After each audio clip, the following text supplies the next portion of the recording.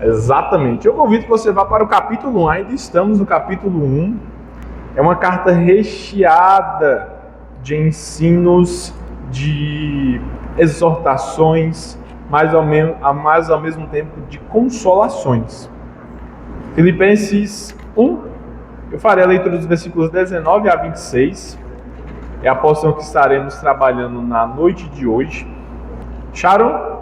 Filipenses 1, eu farei a leitura dos versículos 19 a 26. Assim diz: porque estou certo de que isto mesmo, pela vossa súplica e pela provisão do Espírito de Jesus Cristo, me redundará em libertação, segundo a minha ardente expectativa e esperança, de que em nada serei envergonhado. Antes, com toda a ousadia, como sempre, também agora, será Cristo engrandecido no meu corpo, quer pela vida, quer pela morte. Porquanto para mim o viver é Cristo e o morrer é lucro. Entretanto, se o viver na carne traz fruto para o meu trabalho, já não sei o que hei de escolher. Ora, de um lado e outro lado, de um e de outro lado, estou constrangido, tendo o desejo de partir e estar com Cristo, o que é incomparavelmente melhor. Mas, por vossa causa, é mais necessário permanecer na carne. E convencido disto, estou certo de que ficarei e permanecerei com todos vós, para o vosso progresso e gozo da fé, a fim de que aumente, quanto a mim, o motivo de vos gloriardes em Cristo Jesus, pela minha presença de novo convosco, até aqui na noite de hoje. Amém.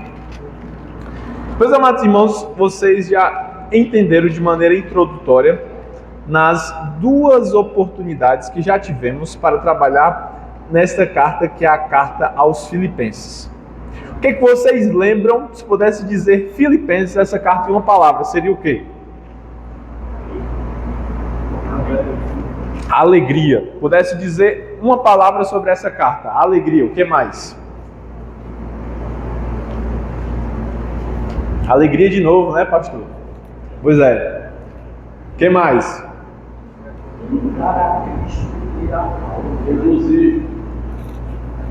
Regozijo. Forte, viu? Imitar a Cristo. Muito bem. O que Filipenses tem de tão especial? Nessa porção, especificamente, vai ser o começo da porção em que o apóstolo Paulo vai falar muito sobre o que ele está passando. E normalmente se fala que é a carta da alegria, mas a palavra que mais é apresentada aqui também traz sempre a ideia de sofrimento. E é por isso que é uma carta irônica, porque a alegria que está sendo apresentada aqui é em meio ao sofrimento. Então é uma carta que fala muito sobre sofrimento, sem falar a palavra sofrimento. Porque em vez de dar lugar ao sofrimento, o apóstolo Paulo sempre vai dar lugar à alegria. E aqui na nossa tradução não parece muito. Pastor, onde é que tinha alegria aqui? É quando aparece gozo, regozijarei. Todas essas palavrazinhas aí têm essa ideia de alegria. Por mais que na nossa tradução isso não apareça, é uma carta que vai falar sobre isso. Mas, especificamente na porção de hoje, nós vamos entender um pouco sobre viver para Cristo. Eita, pastor, como é que a gente vai fazer isso? Olha como é que o apóstolo Paulo começou, e é uma introdução já sobre como a gente quer trabalhar isso.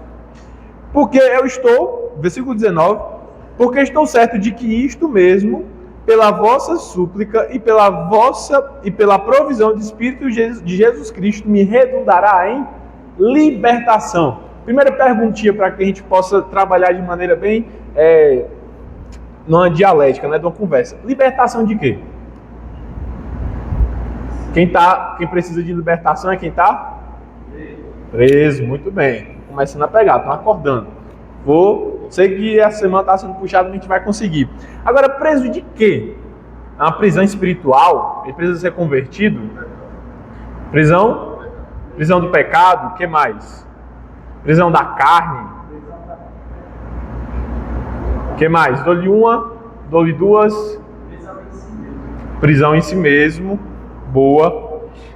O apóstolo Paulo está escrevendo essa carta aonde? Vixe, pastor. Aqui é uma carta que é diferente de Timóteo, né? Vocês lembram quando a gente perguntava para Timóteo, Timóteo respondia? Onde é que Paulo está? Aí Paulo falava, ó Timóteo, eu estou aqui na Macedônia e eu quero que essa carta seja apresentada lá em Éfeso. Então Paulo escreve a Timóteo para que ele fale à igreja de Éfeso. Essa carta aqui ela não é tão clara com relação a isso. Mas essa palavrinha libertação ajuda a gente a entender onde é que Paulo estava. E é uma suposição bíblica. Vamos lá para Atos, capítulo de número... Último capítulo de Atos. Qual é o último capítulo de Atos? Eita, 22? 28. Então vai lá. Atos 28. Muito bem.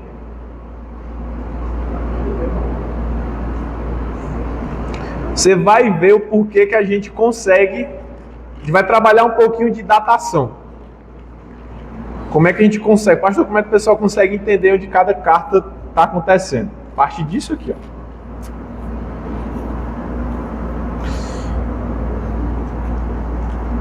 Versículo de número 16, Atos 28. Paulo em Roma. Uma vez em Roma, foi permitido a Paulo morar por sua conta, tendo uma companhia o soldado que o guardava. Por que vocês acham que Paulo estava precisando ser guardado por um soldado? Está preso, exatamente. Por que ele está preso? Porque os fariseus falaram, esse homem aí, que diz ser dos nossos, mas não é, ele está trazendo uma nova doutrina, e é uma doutrina que vai contra tudo aquilo que foi dito no nosso livro, que é a Torá, que a gente entende, né, que é o Antigo Testamento que eles faziam referência. E esse Paulo vai falar sobre ressurreição, vai falar de um homem que se chama Jesus Cristo. E isso tudo a Bíblia nunca fez menção. Era isso que eles defendiam. E aí Paulo foi perseguido e aqui foi preso. E ele se tornou preso em Roma. E aí o que acontece? Ele tinha a companhia do soldado. 3 dias depois ele convoca os principais judeus, vai lá fazer o seu grande discurso. E aqui vai acontecer o resto das declarações do apóstolo Paulo. E aí eu quero que você vá para o versículo de número 30, final de Atos 28. Por 2 anos permaneceu Paulo na sua própria casa que alugara, onde recebia todos que o procuravam, pregando o reino de Deus e com toda a intrepidez, sem impedimento algum, ensinava as coisas referentes ao Senhor Jesus Cristo. Essa é uma das declarações sobre uma das prisões de Paulo. A gente não sabe ao certo se é essa prisão ou uma que ele ainda haveria de receber. Mas o que a gente consegue entender é o quê?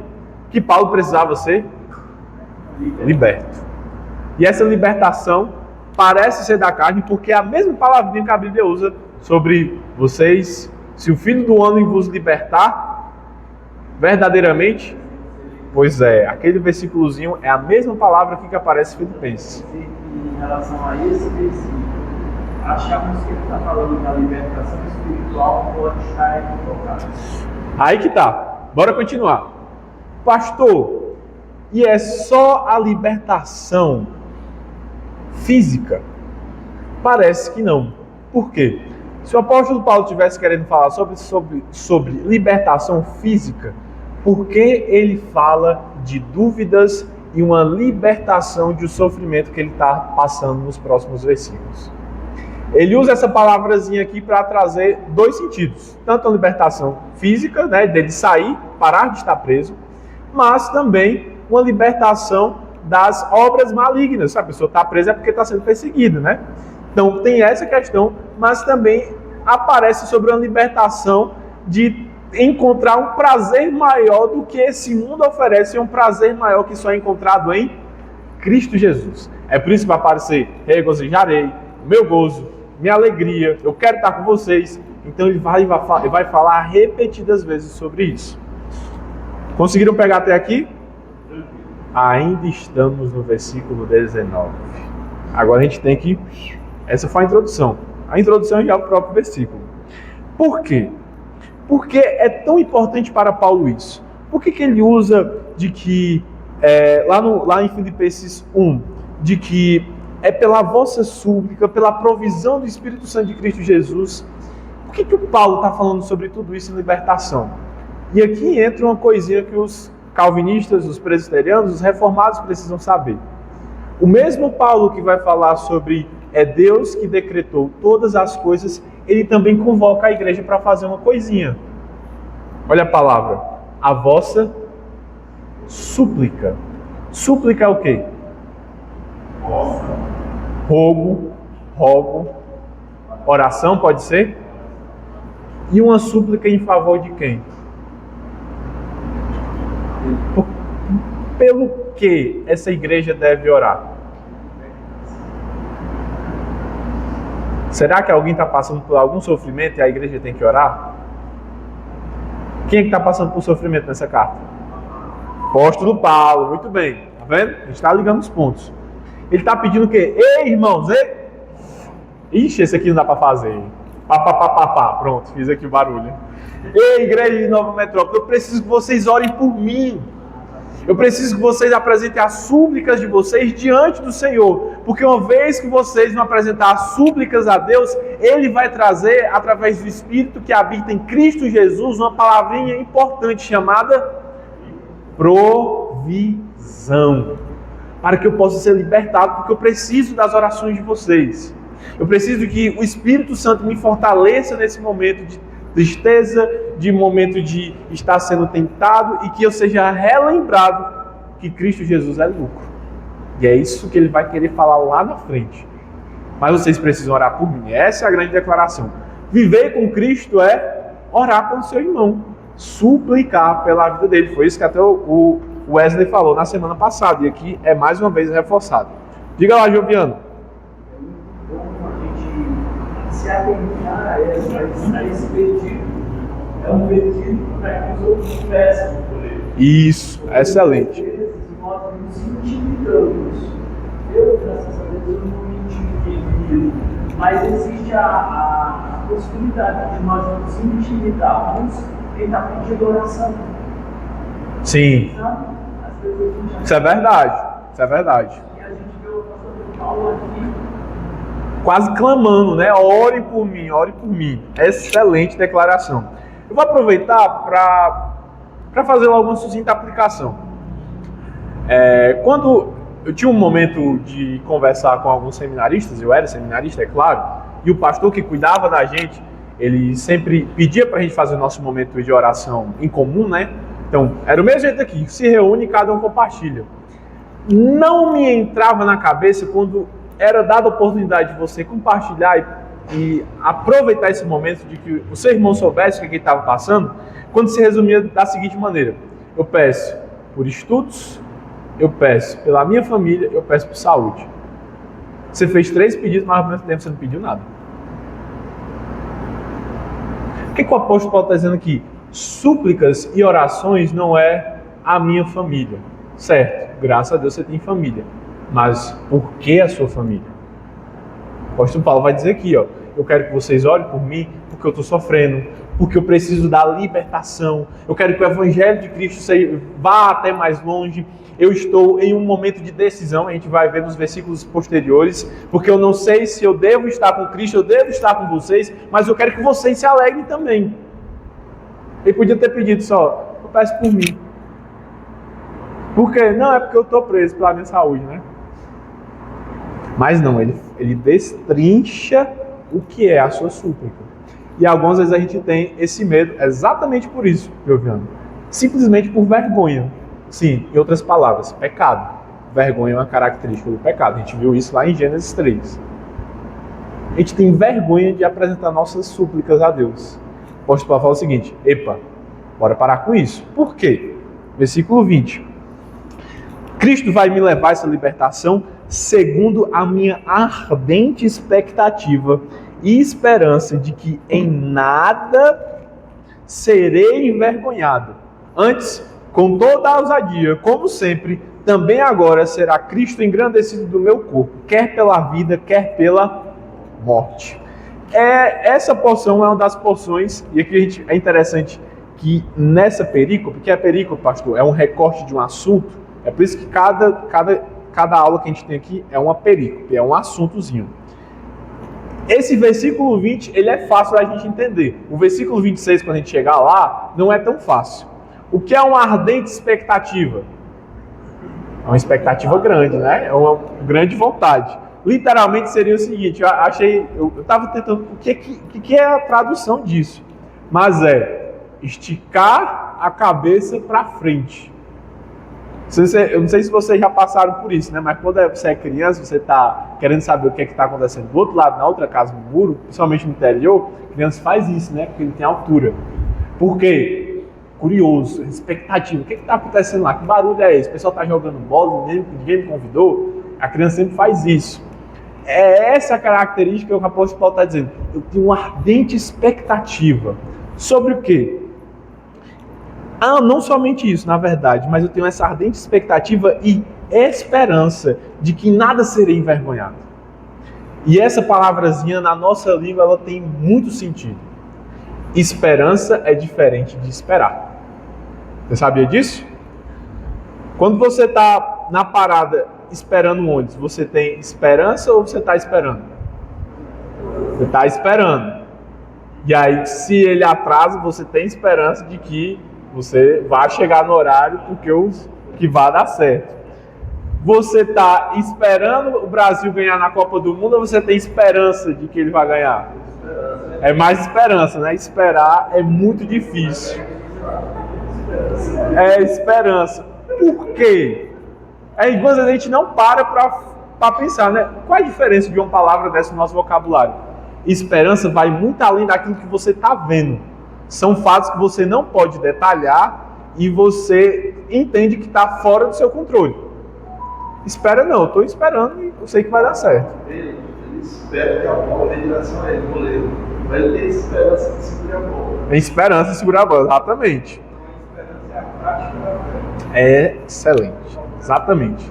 E aqui o apóstolo Paulo, ele fala que essa esperança, ela não é solta, né? Que nem o Brasil ganhar a Copa do Mundo, é uma esperança solta. Não, é algo firmado.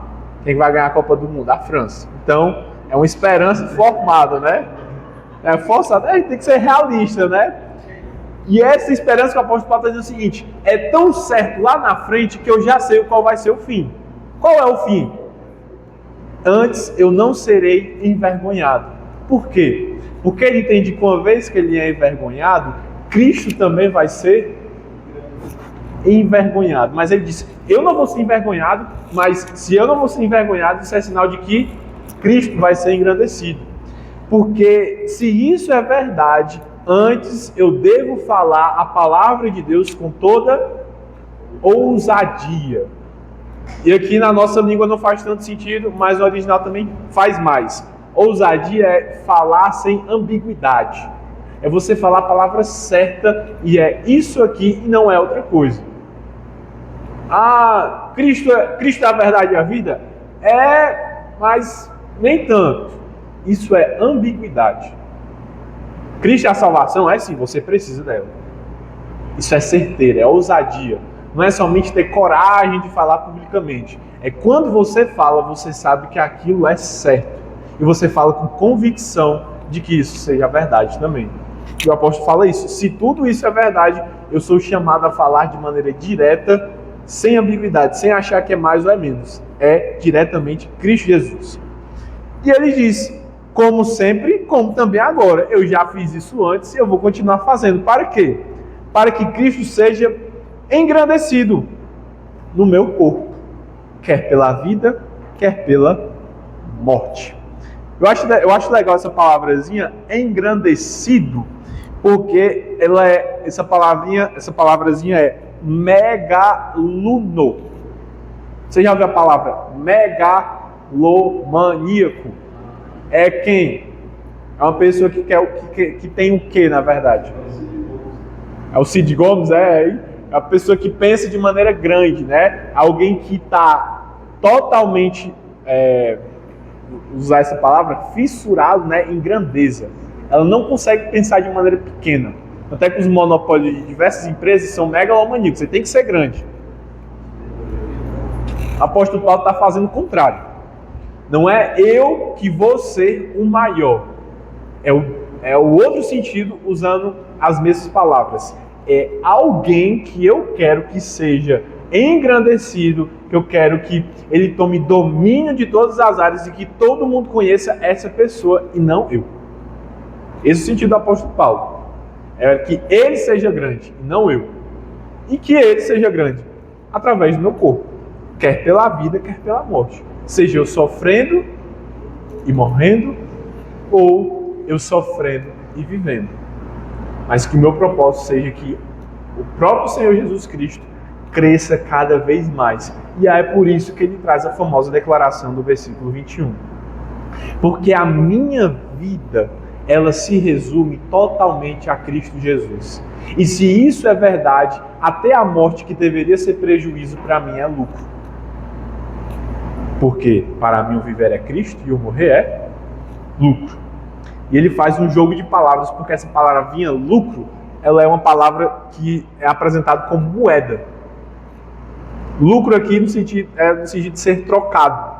Como ele está usando a palavra de empresas, né, pode-se dizer, aquilo que deveria ser prejuízo para ele até encontra vantagem. Então ele encontra um trocado, ele encontra uma moeda, algo que não deveria ser valorizado, mas está sendo, que é a morte. Aí você pergunta para qualquer pessoa, a morte para você é prejuízo ou lucro? Todo mundo vai dizer o quê? Prejuízo, porque eu vou perder tudo. O apóstolo Paulo diz o seguinte, não, para mim a morte tem um trocado. Para mim a morte, ela traz uma vantagem. Eu não vou perder tudo não, porque se eu vivo somente para Cristo, por isso que ele fala e aqui jovens, né, adolescentes, todo mundo que está vestibulando, por isso que é bom a gente já aprender gramática. Eu não gostava, tenho que relembrar por causa disso. É um verbo passado, presente ou futuro? Presente, exatamente. Para mim, Cristo Ele é hoje. Aí você pode falar, pastor, mas ele falou no passado. Pois é, mas o apóstolo Paulo pensou exatamente nisso. Não é agora, mas é de que sempre será no presente. Ele sempre deve ser também o sentido da minha vida. E por isso, qualquer prejuízo que possa parecer para mim não é prejuízo, mas na verdade é algo vantajoso. E esse é o sentido dessa maravilhosa declaração. Viver para Cristo é também suplicar, mas também viver para Cristo é vantajoso, segunda declaração. Terceira, entretanto, então ele vai trazer uma outra ideia. Se o viver na carne traz fruto para o meu trabalho, agora eu já não sei o que é que eu tenho que escolher. Eu acho interessante demais quando o apóstolo Paulo começa a falar sobre isso, porque ele mostra que ele é uma pessoa indecisa. Tem vezes que grandes homens do Senhor, não sabem qual decisão tomar. Ele está dizendo isso. Eu não sei qual decisão que eu tenho que tomar. Por quê? Eu sei que se eu morrer é vantajoso, mas também, se eu viver, isso traz fruto. Mas o que seria fruto, pastor? É o sentido de fruto espiritual. Um outro teólogo explicando sobre isso, no dicionário, falou o seguinte: esse fruto sempre se refere a frutos de almas eternas. Ele sabe que se ele permanecer na carne, mais almas eternas serão ganhas para Cristo. Para que ele não use toda essa declaração, ele resumiu em fruto. E esse é o fruto para o meu trabalho. Então, eu posso estar com Cristo, e eu sei que é ótimo. Eu posso estar trabalhando, e eu vou trazer almas para Cristo também. E agora eu não sei o que é que eu escolho. Aí você pode falar, pastor, mas essa já é a carta de que o apóstolo Paulo vai morrer? Não. Mas aqui a sua mente já está sendo assaltada pela realidade da morte. A última carta é 2 Timóteo, tanto é que ele vai falar muito sobre isso.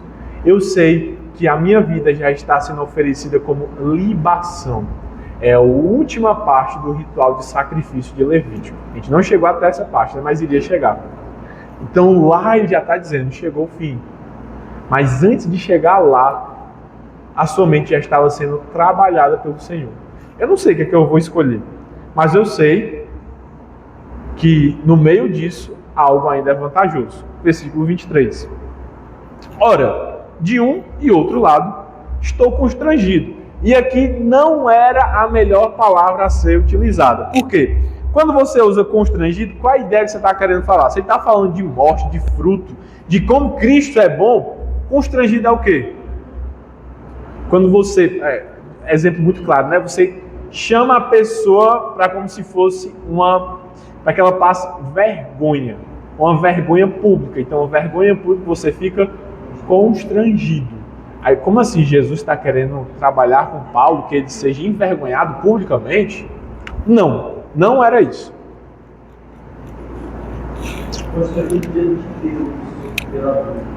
Constrangido diante de Deus, poderia ser também, mas a nossa tradução, ela não traz da melhor maneira. Se você tiver celular, quiser averiguar, na NVI ela traz uma explicação melhor. E a NVI ela foi mais, pode-se dizer, exegética. Porque ela explica o que o apóstolo Paulo estava querendo falar aqui.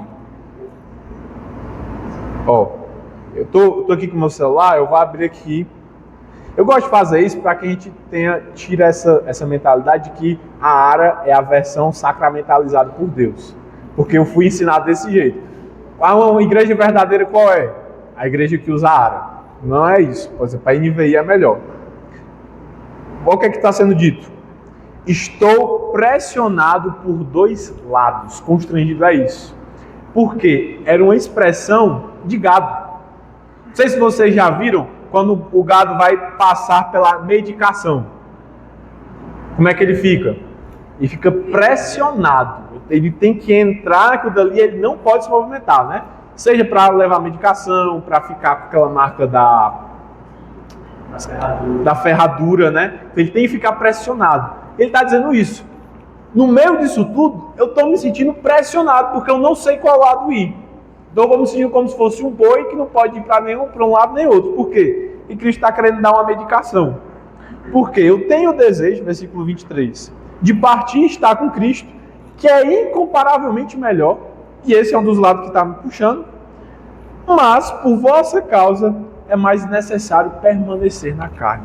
Ele traz duas coisas. Esse incomparavelmente melhor é uma expressão, por exemplo, que não dá certo na nossa língua. Ele está querendo falar, é muito melhor.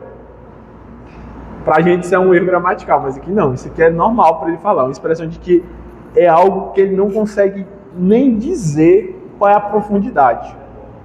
Hã? Como? Como é melhor do que... Isso, exatamente. Mas por vossa causa é mais necessário permanecer na carne. O que ele está querendo dizer aqui? Ele vai voltar. Ele vai trazer novamente essa declaração, mas está falando o seguinte: pela vossa causa é mais necessário estar ao seu lado. Esse permanecer não é somente permanecer, na verdade traria esse outro complemento. Por vossa causa é melhor que eu esteja aqui, e não somente esteja, mas esteja ao seu lado. Por quê? Porque eu estou convencido de uma coisa. Versículo 25. Estou convencido disso, eu também estou certo de que ficarei, ele volta de novo a usar a palavrinha, e permanecerei com todos vós para o vosso progresso e o gozo da fé, a alegria da fé.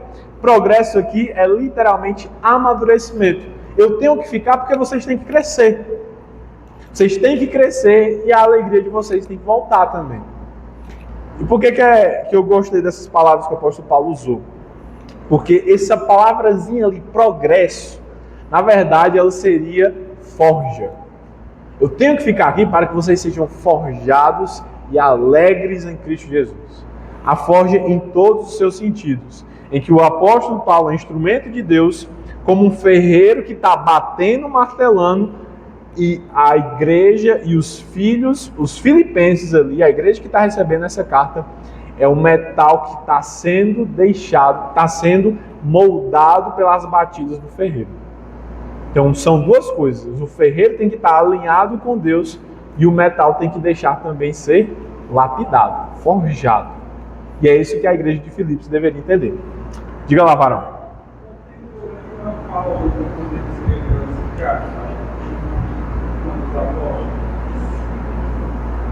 Eu acredito que não tinha mais Tiago. Foi um dos primeiros, tanto é que depois, até em Atos 28, os que morreram foram Tiago e... Nossa, eu gosto tanto... Estevão. Tiago e Estevão já haviam morrido. Ainda estava vivo. Pedro vai morrer um pouco mais à frente, né? Por mais que a perseguição estava acontecendo, não tinha chegado ao lugar de serem mortos, mas perseguidos e serem aprisionados, como a logística aqui de Paulo. Diga lá, Vaz. Não quis escrever a carta. Tiago que andava com Jesus. Isso. O Miguel está falando que o Tiago que a gente tem não é o Tiago apóstolo, é o Tiago irmão de Jesus. Excelente. Porque Tiago, o apóstolo, ele morreu muito antes. Então, não teria como a Tiago já falar, porque a carta, a epístola, a mesma palavra de Tiago, vai falar daqueles que estão sendo perseguidos, já estão sendo espalhados, porque a perseguição já está muito grande. Então, é o Tiago que está vivendo muito mais à frente. Então, como é que é o Tiago que é apóstolo, ele já morreu? O outro Tiago que aparece na Bíblia é o irmão de Jesus, que inclusive só se torna crente depois que Jesus ressuscitou. Ele não apoiava Jesus, inclusive ele e outro irmão de Cristo, quando Jesus pergunta por ele, se não me engano, a mãe dele, aí ela afirma que eles adestraram. E pronto, é interessante resgatar essa declaração, porque Tiago que escreve, ele vai tentar constranger Jesus para... Tá vendo melhor? Ele falou sobre como Tiago foi um dos causadores também, no começo do ministério de Cristo, de não apoiar. E aí eu estou só complementando, que Tiago ele buscou, na verdade, também constranger Jesus. O irmão de Jesus, que é Tiago, buscou constranger, porque falou o seguinte: não pregue, não fique falando não vá na frente de todo mundo e fique falando não tem para que falar isso aí não. Então, e era um sinal de que ele não acreditava e não queria que Jesus fizesse o ministério dele. E é isso aqui, total oposto que o apóstolo Paulo está dizendo. Se você anuncia, se você busca engrandecer o nome de Cristo Jesus, de maneira nenhuma você será envergonhado. E é por isso que eu sou chamado a estar com vocês. Versículo 26, já é uma aplicação também. Isso com a finalidade de quê? A fim de que aumente o quê? As duas declarações, tanto o seu progresso quanto a alegria. Quanto a mim, o motivo de vos gloriardes em Cristo Jesus, pela minha presença de novo convosco. Eu não sei para vocês, na primeira vez que eu li, eu achei essa declaração um pouco truncada. Não dava para entender muito bem. Mas se você quiser olhar lá na NVI de novo, ela é um pouco mais clara. Ele está querendo dizer o seguinte, apóstolo Paulo: a fim de que pela minha presença, outra vez com vocês, e exultação, pela minha presença outra vez com vocês, a alegria de vocês em Cristo Jesus transborde por minha causa. O que ele está querendo dizer? É só em Cristo que os outros irmãos são renovados para serem alegres? Não. Ele está dizendo o seguinte: vocês precisam de consolo. E se Cristo quer me deixar viver, então que eu seja um instrumento para que vocês sejam consolados, que a alegria de Cristo Jesus floresça através da nossa convivência. E não somente floresça, que é uma palavrazinha que ele quer falar aqui, mas ela floresça e transborde, superabunde. Não tem aquela palavrazinha? Onde abundou o pecado, superabundou a graça. A mesma declaração. E aqui ele está dizendo sobre a alegria em Cristo Jesus. Eu vou fazer uma pergunta para que você entenda o que é que esse versículo 26 está querendo dizer. Você já sentiu saudade de uma pessoa que é tão bom estar com ela, e o motivo de ser tão bom estar com ela é porque ela lhe relembra muitas das vezes sobre como é bom ser filho de Deus e como é bom você voltar a relembrar de que você recebeu a promessa da vida eterna? De quando essa pessoa ela passa e fala assim: graças a Deus que um dia a gente vai passar a eternidade junto, porque a gente não pode mais ficar mais tanto tempo juntos. Eu não sei se vocês já passaram por isso, mas é isso aqui que a igreja de Filipe estava sentindo com o apóstolo Paulo. Era tão bom estar com ele, que Jesus falou o seguinte: tu vai viver mais um tempo para tu ficar com eles lá. Porque a igreja está precisando de ti. Está precisando que você esteja lá, seja renovado, vocês se alegrem novamente, porque é necessário que ela relembre o que é que eu fiz por ela. É necessário que ela relembre o que é a vida eterna. É necessário que ela relembre a mim, não a você. Tu é só instrumento, Paulo. É só instrumento para que o povo relembre de mim. Relembre o que é que eu estou fazendo no meio disso aqui tudo. Fica lá, Juliano. Saudade E essa alegria, pastor, geralmente ela se dá quando aquela pessoa, aquele irmão ou aquela irmã, sempre está com a palavra de Deus em tudo. Isso. Em tudo ele tem um conselho da palavra de Deus, uma passagem da palavra de Deus. Ele fala a palavra de Deus. A conversa dele é a palavra de Deus. Isso E é uma palavra leve, não é uma palavra legalista. Você está em pecado, você vai para o inferno, né? Não é isso. Mas é uma palavra de consolo, né? É como Tiago vai falar, que é uma palavra que vem como bálsamo. O que é o bálsamo? Ele é cheiroso, agradável ao olfato, mas também ele é capaz de curar. Ele tem duas propriedades.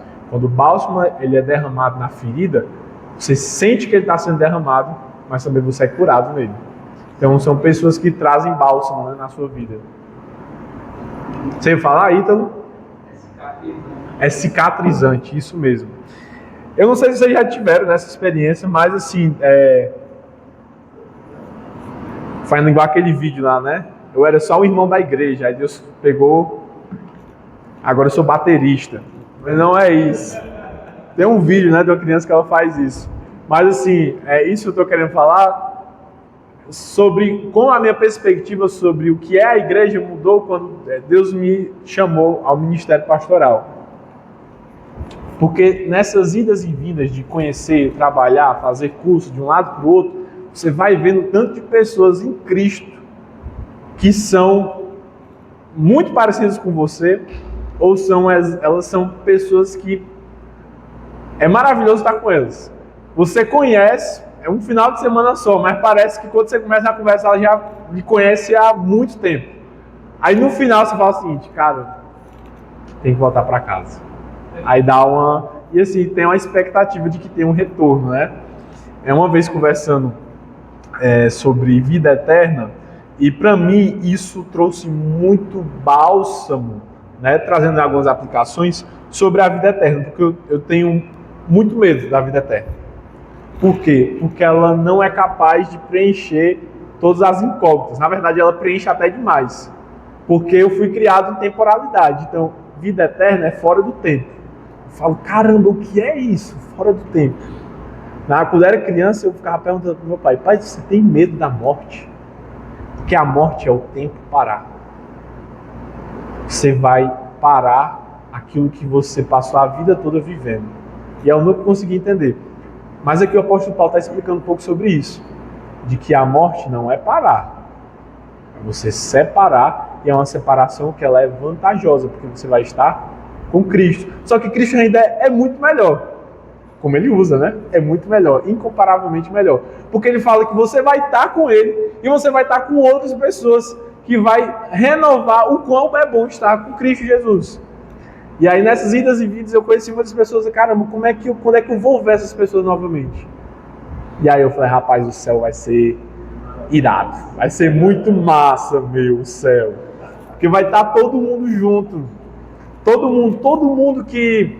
As pessoas que você viu, passou pouco tempo, ficou com aquele gostinho de quero mais. Caramba, eu queria ter aproveitado mais a minha vida com ele e já passou. Mas a vida eterna não. A vida eterna é você saber que você vai poder passar. E é um sentimento tão bom que ele não vai ter fim. Não sei se também, mais uma vez relembrando, algumas vezes no culto, né, sendo bem pentecostal, né, Deus derrama o Espírito Santo novamente, né? Não de ser batizado, mas ele traz bálsamo. Exatamente como o apóstolo Paulo vai usar aqui, que é a palavra provisão. Ele nos encoraja a caminhar novamente. Quando você está cultuando, você meio que se desliga. Você, cara, terminou de louvar. Sim, eu gosto muito da pregação. Mas quando eu estou sentado, eu gosto muito também de louvor, né? Quando eu estou escutando. Para mim, louvor, ele vai lhe levar à pregação. Tem algumas vezes que eu estou louvando aqui, todo mundo junto. Só presta quando está todo mundo junto. Separado não vai, parece gato miando. Mas quando está todo mundo junto é bom. E aí a gente está louvando e parece que todo mundo está entendendo o que é que a gente está cantando. E aí parece que a vida eterna dá um toque novamente na gente. Tipo assim, as coisas começam a fazer sentido, aí depois, puf, acabou o louvor. acabou novamente. É um breve vislumbre da eternidade. São 1 ou 2 minutos, mas depois vai ser sem fim. É uma amostra grátis do céu, né? Aí você renova novamente. É isso que o apóstolo está dizendo. O apóstolo Paulo está dizendo, gente, é melhor, muito melhor disso aqui. É bom estar com vocês, é bom. Mas depois vai ter coisas que vão ser incomparavelmente melhores também. Pregar, se preparar para pregar na presença do Senhor diante de toda a igreja ou diante de quem quer que seja, nos traz muita responsabilidade, muito pesada às vezes, né? Mas esse prenúncio da glória que você sente quando está louvando, a gente sente quando você está pregando. Amém, louvado seja Deus. Às vezes ela nos arrebata, né? É, quando verdade. termina a pregação, a gente parece que só foi 5 minutos de pregação. É lógico que tem dias que não, mas tem dias que sim.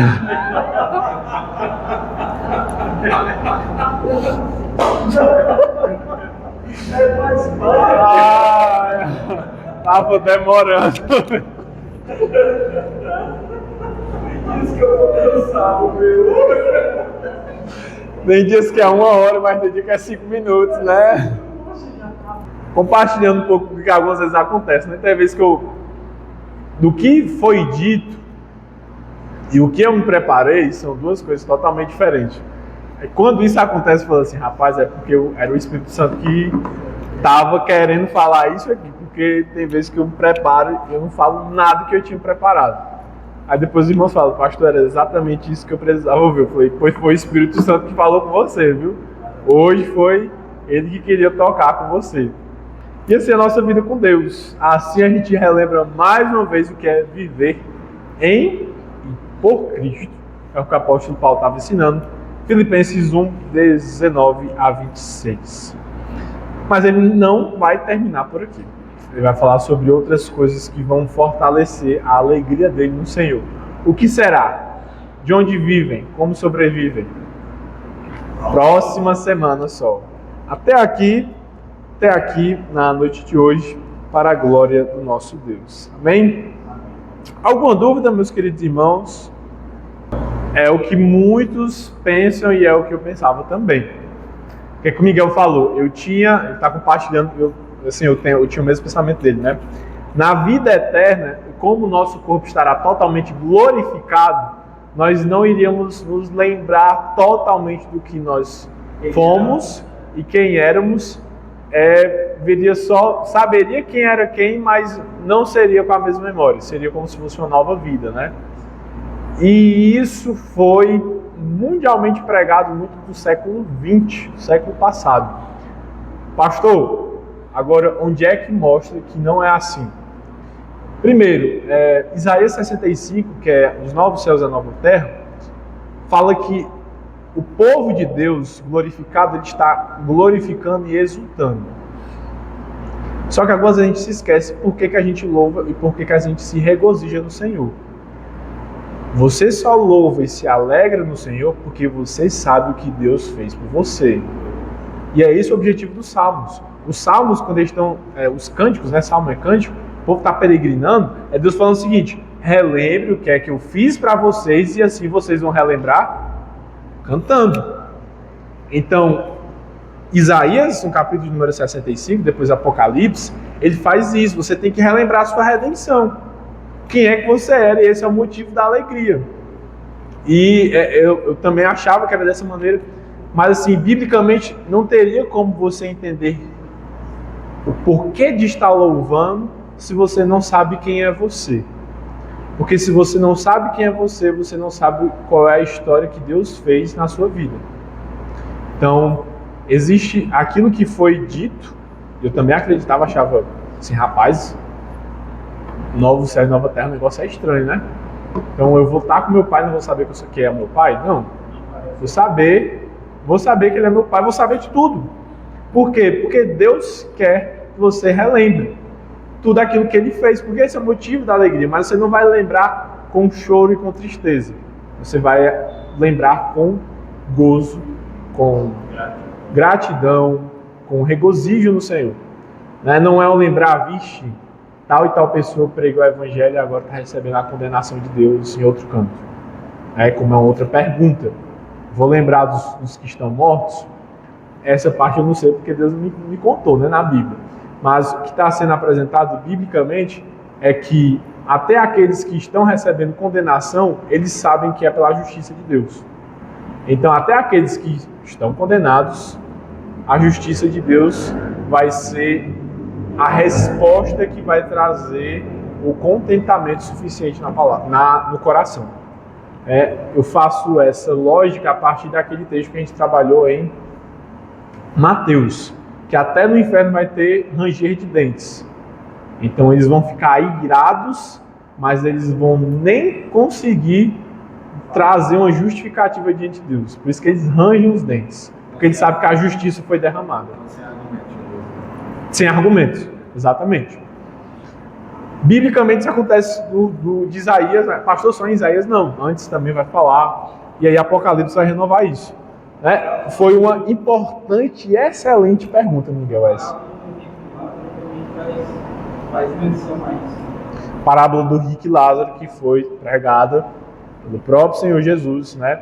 Um está no céu, o outro está no inferno, e os dois sabem onde estão e o que é que está acontecendo, né? Tanto é que a grande questão ali é porque o rico, ele pede para ser pregado, e aí a resposta já está sendo pregado. Todo mundo está ouvindo. Agora existem aqueles que querem ouvir realmente ou não. Então, existe essa consciência onde é que você está. Uns para choro e ranger, né, de ira, outros para alegria. Porque tem... E aqui eu sei que é tentar puxar muito de uma visão que a gente não tem hoje. Mas saber que existe muito mais motivos de você se alegrar no Senhor do que você ficar entristecido com Ele. E é isso que o apóstolo Paulo já está fazendo aqui. Será que tem mais motivo para você se alegrar com Deus do que ficar questionando Ele? O pessoal fala, quando eu chegar no céu eu vou perguntar isso para Deus. Mas não vai perguntar não. Como a gente fala desde ser besta, vai ter um bocado de motivo para se vangloriar. A última coisa que você vai lembrar não, mas aquela pergunta, Adão tinha umbigo ou não, Deus? Isso aí tu não vai nem querer saber. Vai ter tanta coisa que vai ser respondida, você não faz a menor ideia, mas vai ser respondido diante do Senhor. Então, é mais ou menos por aí. Não sei se deu para entender. Deu? Amém. Vamos orar então, agradecendo ao Senhor por esse momento. Filipenses é uma ótima carta para sermos curados nos nossos corações através do Espírito Santo. Oremos então.